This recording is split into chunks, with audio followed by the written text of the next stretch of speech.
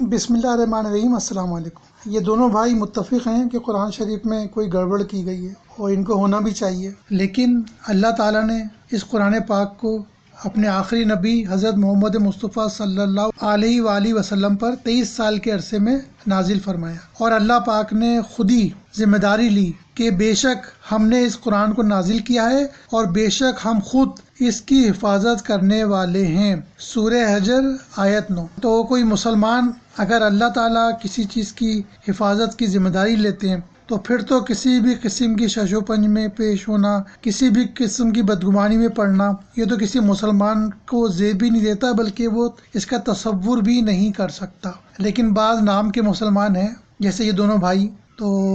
یہ جو نہ کہیں کم ہے۔ اور ویسے بھی جو گستاخ صحابہ ہوگا، اللہ تعالیٰ کے رسول صلی اللہ علیہ وسلم کے ساتھیوں، ان کے ساتھ رہنے والوں، ان کے کھانے پینے، چلنے پھرنے، نماز پڑھنے اور غزوات میں ان کے ساتھ ہیں، ان تک کو جب اپنی ناپاک اور پلیز زبان سے گستاخی کرتا ہے تو وہ جو بھی کچھ کرے کم ہے۔ امہات المومنین کو، جن کو اللہ تعالیٰ نے خود فرمایا مومنین کی ماں، جب ان کے بارے میں غلیظ زبان استعمال کریں تو وہ قرآن شریف کے بارے میں بھی کریں تو کوئی ان میں تعجب ہونے کی بات نہیں ہے۔ قرآن شریف جیسا کہ سب کو پتہ ہے مسلمانوں کو کہ حضور صلی اللہ علیہ وسلم پہ نازل ہوا، حضرت جبرائیل علیہ السلام لے کے آیا کرتے تھے، اور جب بھی آپ آتے تھے تو آپ حضور صلی اللہ علیہ وسلم اس کو لکھوا لیا کرتے تھے فوراً۔ اس وقت کیونکہ کاغذ نہیں تھا، اس لیے مختلف چیزوں پہ اس کو لکھا جاتا تھا، مضبوط چیزوں پہ، اور اس کو حفظ بھی کر لیا جاتا تھا۔ اور یہ واقعہ تو حضرت عمر فاروق کا سب کو ہی پتہ ہے کہ جب آپ اپنے بہن کے گھر آئے تھے تو بہنوئی اور بہن تلاوت کر رہے تھے، تو کہاں سے تلاوت کر رہے تھے؟ اس کا مطلب یہ ہے کہ جب بھی کوئی سورت آیت نازل ہوتی تھی تو وہ لکھ کے جو بھی اس وقت مسلمان ہوتے تھے ان سب کو تقسیم کر دی جاتی تھی، ہر ایک کے پاس وہ ہوتی تھی۔ بالکل اس سے اندازہ لگا لیں کہ پورا قرآن جو تھا وہ کئی لوگوں کے پاس اسی طرح موجود تھا، کاغذ میں نہیں تھا، کوئی کتاب نہیں تھی، لیکن وہ مختلف چیزوں میں لکھا ہوا تھا، اور پورا لکھا ہوا تھا جب 23 سال میں کمپلیٹ ہوا ہے۔ کئی اس کے حافظ بھی تھے صحابہ کرام، اور جب جنگوں میں کئی حفاظ شہید ہوئے تو پھر ضرورت پڑی کہ اس کو ایک کتابی شکل میں منتقل کیا جائے، تو یہ کام کیا حضرت ابوبکر صدیق رضی اللہ تعالیٰ عنہ، اور حضرت عمر فاروق بھی شامل تھے اس میں۔ اور آپ نے انتخاب بھی ان کا ہی کیا جو حضور صلی اللہ علیہ وسلم کے کاتب وحی تھے، پڑوسی تھے۔ حضور صلی اللہ علیہ وسلم آپ ہی کو بلایا کرتے تھے جب وحی آتی تھی لکھنے کو، اور 2 دفعہ جب آپ کے ساتھ دہرایا گیا تھا قرآن شریف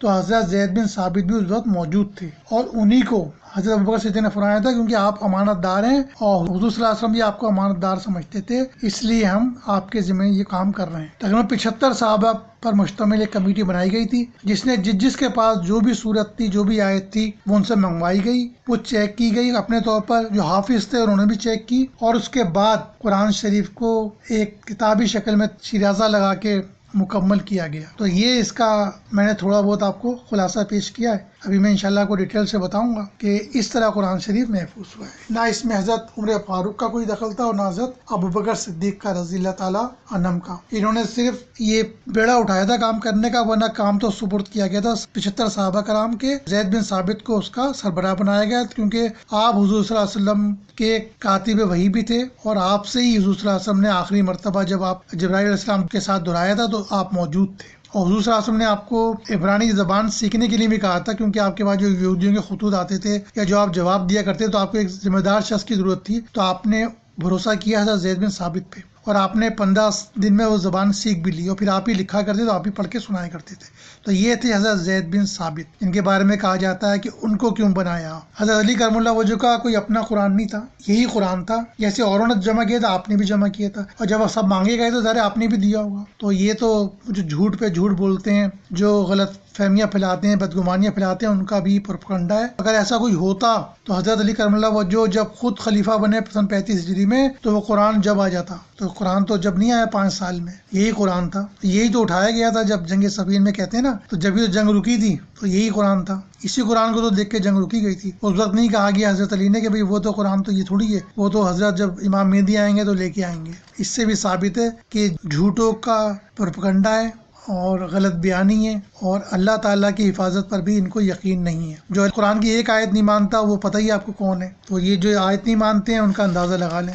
قرآن پاک خود رسول اللہ صلی اللہ علیہ وسلم کی اپنی حیات مبارکہ میں مکمل ہو چکا تھا، آپ خود جس وقت کوئی آیت اترتی تھی اس کو لکھانے کے علاوہ لوگوں کو اسی وقت یاد کرا دیتے تھے۔ اس کے ساتھ ہی اس بات کا بھی خیال رکھتے تھے کہ کہیں الفاظ قرآن میں غلطی، تغیر اور تبدیل نہ ہو جائیں، اس لیے جن کو یاد کراتے تھے ان سے پھر بار بار سنا بھی کرتے تھے اور خود بھی ان کو سناتے تھے۔ مکہ میں حضرت ارقم مخزومی کے گھر کو آپ نے تلاوت خانہ مقرر کیا تھا، وہیں مسلمانوں کے ساتھ جاتے تھے اور قرآن خوانی کرتے تھے۔ یہ مکان مکہ میں اب تک موجود ہے۔ جب مدینے میں ہجرت کر کے تشریف لایا تو یہاں ایک جماعت اہل صفا کے نام سے تھی۔ یہ وہ غربا تھے جو گھر بار چھوڑ کر آئے تھے اور جن کا کہیں ٹھکانہ نہ تھا۔ مسجد نبوی میں ایک صفا چبوترا تھا، اس پر گزر کر لیتے تھے۔ یہ کم و بیش 80 آدمی تھے۔ جس وقت کوئی آیت نازل ہوتی نبی صلی اللہ علیہ وسلم ان کو یاد کرا دیتے تھے اور یہ لوگ مدینے کی گلیوں میں جا جا کر لوگوں کو یاد کراتے تھے۔ حضرت ابوبکر صدیق رضی اللہ تعالیٰ عنہ، حضرت عثمان غنی رضی اللہ تعالیٰ عنہ، حضرت علی رضی اللہ تعالیٰ عنہ اور عبداللہ بن مسعود رضی اللہ تعالیٰ عنہ وغیرہ بڑے بڑے مہاجرین شروع سے قرآن حفظ کرتے آتے تھے۔ حضرت ابوبکر نے مکہ میں اپنے گھر میں ایک جگہ مخصوص کر لی تھی، وہاں تلاوت کیا کرتے تھے۔ عبداللہ بن مسعود کو خود حضرت صلی اللہ علیہ وسلم یاد کراتے تھے اور ان کی قرات کو پسند فرماتے تھے۔ سالم مولا حذیفہ، ابی بن کعب اور معاذ بن جبل وغیرہ رضی اللہ عنہم بھی پورا قرآن ازبر رکھتے تھے۔ خود نبی صلی اللہ علیہ وسلم نے ان لوگوں کو یاد کرایا تھا، اسی لیے آپ تاکید فرماتے تھے کہ ان سے قرآن سیکھو۔ مہاجرین میں سے خلفائے اربعہ کے علاوہ حضرت طلحہ، سعد بن وقاص، ابو ہریرہ، عبداللہ بن صائب، عبداللہ بن عمرو بن العاص، حضرت عائشہ، حفصہ، ام سلمہ اور انصار میں سے عبادہ بن الصامت، ابو حلیمہ، مجموعہ بن جاریہ، فضالہ بن عبید، مسلمہ بن مخلد، تمیم داری، عقبہ بن عامر، ابو موسیٰ اشعری رضی اللہ عنہم، یہ سب کے سب پورے قرآن کے حافظ تھے۔ ابو داؤد میں روایت ہے کہ جب کوئی آیت اترتی تھی تو نبی صلی اللہ علیہ وسلم فوراً کسی کاتب وحی کو بلوا کر اس کو لکھوا دیتے تھے اور یہ بھی بتا دیتے کہ فلاں جگہ اس کو لکھو۔ نبی صلی اللہ علیہ وسلم وحی کی کتابت کے لیے معتبر صحابہ کو منتخب فرماتے تھے۔ مکہ میں حضرت ابوبکر صدیق، حضرت عثمان، حضرت علی وغیرہ رضی اللہ عنہم لکھا کرتے تھے، اور جب مدینہ میں آیا تو یہاں ان کے علاوہ زبیر بن العوام، ابی بن کعب، حنظلہ بن الربی، زید بن ثابت، ابی بن فاطمہ، عبداللہ بن ارقم، شرجیل بن حسنہ، عبداللہ بن روحہ، امیر معاویہ، خالد بن سعید اور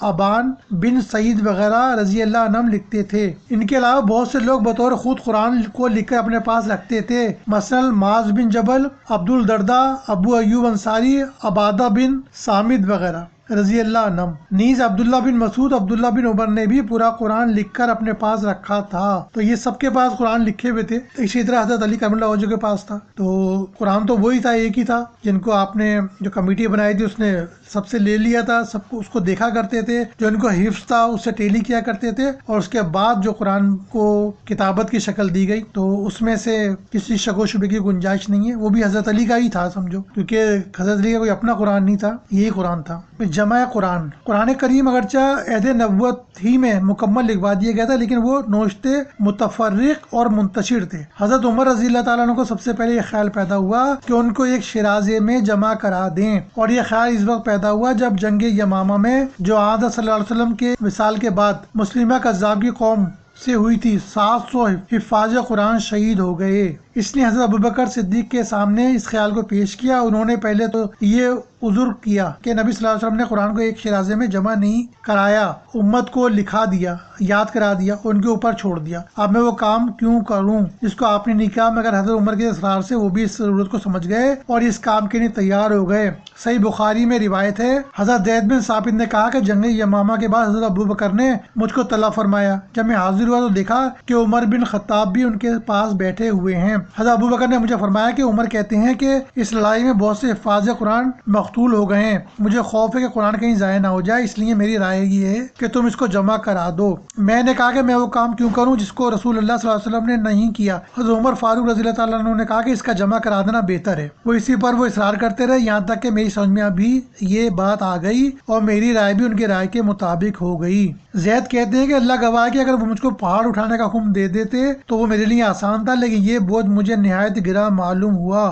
آخر میں آمادہ ہوا، کھجور کے پتوں، لکڑی کی تختیوں اور لوگوں کے سینوں سے اس کو جمع کیا۔ صرف سورہ توبہ کی 2 آخری آیتیں سوائے ابو خزیمہ انصاری کے اور کسی کے پاس مجھ کو نہیں ملی۔ جو قرآن شریف جمع ہوا تھا اس کی کیفیت یہ تھی کہ زید بن ثابت، سالم مولا حذیفہ اور کئی اور آدمی جو اس کے اہل تھے قرآن جمع کرنے کے لیے مستعد ہوئے۔ زید بن ثابت چونکہ حضرت صلی اللہ علیہ وسلم کے ساتھ رہا کرتے تھے اور ہمیشہ وہی لکھا کرتے تھے، نیز سارا قرآن ان کو خود نبی صلی اللہ علیہ وسلم نے یاد کرایا تھا، اور اسی سال رمضان میں 2 مرتبہ آپ نے پورا قرآن دہرایا تھا، اس میں بھی زید شریک تھے، اس لیے وہ اس جماعت کے سربراہ قرار پائے۔ تو حضرت عمر فاروق، حضرت ابوبکر صدیق رضی اللہ تعالیٰ عنہ نے خود کچھ نہیں کیا تھا کہ امت کے ساتھ فراڈ کیا، انہوں نے تو حضرت زید بن ثابت جو حضور صلی اللہ علیہ وسلم کاتب وحی تھے ان کو اس کا سربراہ بنایا تھا، آپ خود نہیں بنے تھے دونوں اس کے سربراہ۔ حضرت عمر فاروق رضی اللہ تعالیٰ عنہ نے مسجد نبی کے سامنے کھڑے ہو کر سب سے کہہ دیا کہ جس شخص نے قرآن کی جس قدر صورتیں لکھ رکھی ہوں وہ ہمارے پاس لائے۔ صحابہ آدم صلی اللہ علیہ وسلم کے زمانے میں کھجور کے پتوں، لکڑی کی تختیوں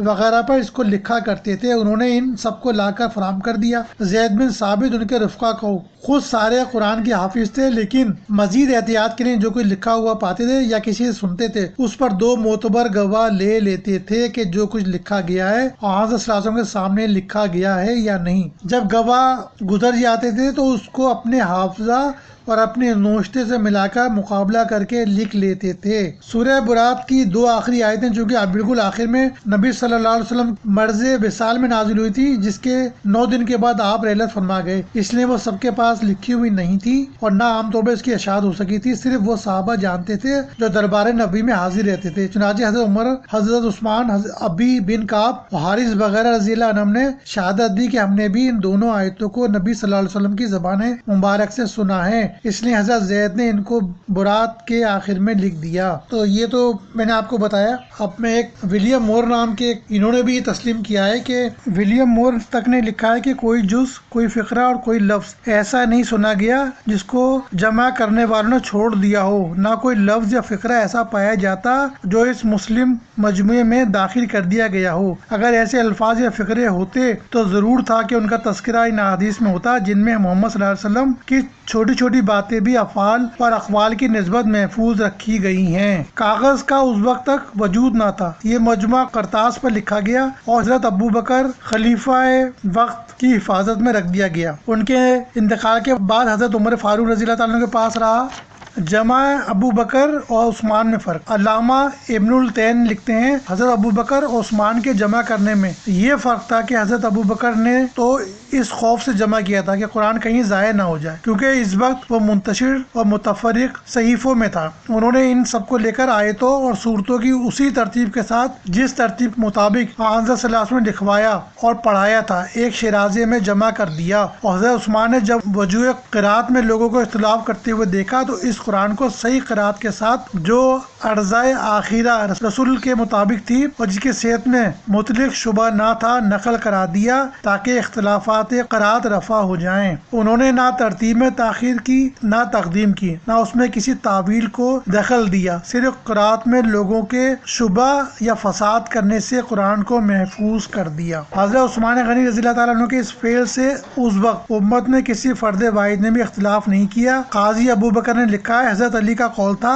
اگر اس وقت میں خلیفہ ہوتا تو میں بھی وہی کرتا جو حضرت عثمان رضی اللہ تعالیٰ عنہ نے کیا، کیونکہ اس کے سوا چارہ کیا تھا۔ تو یہ حضرت علی کرم اللہ وجہ کا میں نے آپ کو بتایا بیان۔ تو یہ جو آپ کو میں ڈیٹیل دی ہے اس سے آپ کو اندازہ ہو گیا ہوگا قرآن شریف وہی ہے جو حضور صلی اللہ علیہ وسلم نے لکھوایا تھا، جہاں پہ نازل ہوا تھا اور جس کی ذمہ داری اللہ تعالیٰ نے لی تھی۔ اور جب جو بھی اس طرح کی بات کرتے ہیں اس کا اندازہ آپ لگا لیں کہ وہ اللہ تعالیٰ کی اس حفاظت کی ذمہ داری کو ہی نہیں مانتے، تو ان کا فیصلہ اللہ پہ چھوڑتے ہیں۔ اور انشاءاللہ ملتے ہیں نئی ویڈیو کے ساتھ۔ السلام علیکم۔